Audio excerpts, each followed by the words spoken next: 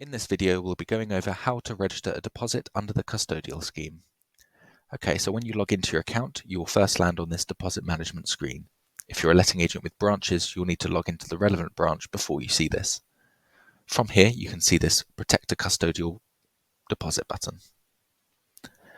You'll see there's a few steps involved here, so I'll talk you through each one of them in turn. Firstly, you'll be asked if you've added the property before.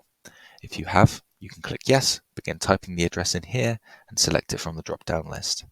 If you have not, you can click No, likewise begin typing in the address here and select it from a drop-down list. If for any reason the address you're looking for does not come up in that list, you can instead enter the details manually.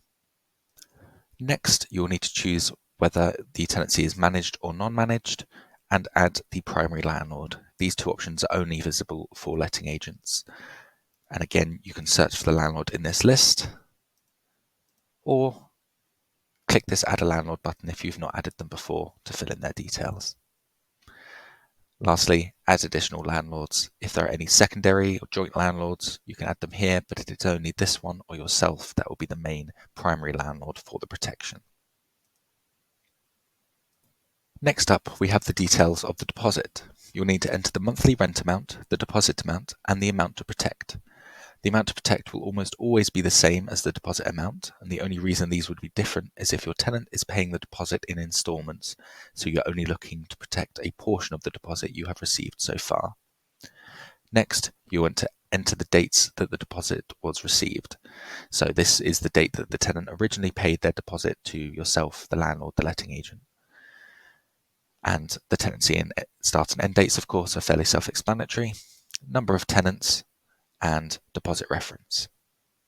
The deposit reference is optional and is just if you want to add a reference for the payment. You can also add clauses for your prescribed information here. You do not need to do this if you have already set this account wide. Next up, we go on to details of each tenant. Firstly, the first tenant. This doesn't have to be in any particular order, so we'll just go for Mr. Test Tenant. Test tenant at example.com, something along those lines. This is just, of course, an example.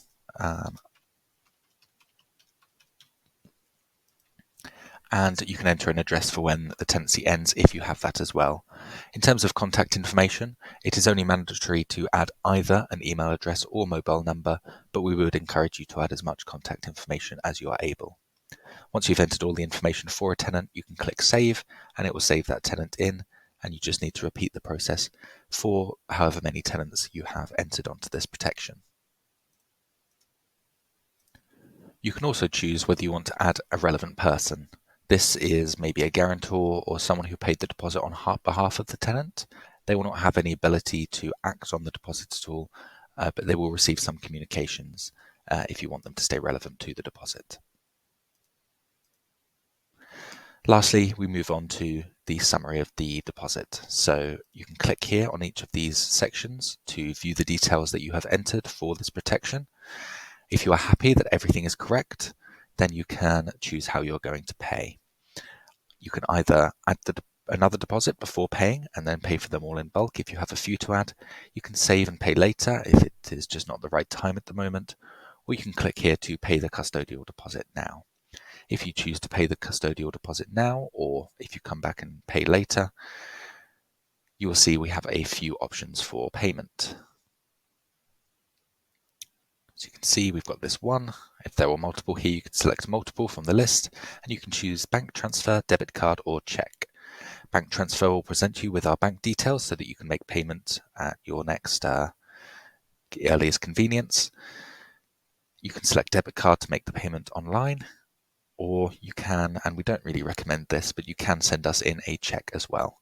The reason we do not recommend that is checks can often get lost in the post and it could cause delays to your deposit protection, which of course is vital to be done within a certain time frame from receiving the deposit.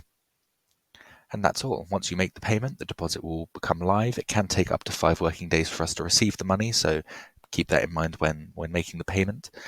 And that's everything you need to know about protecting a deposit.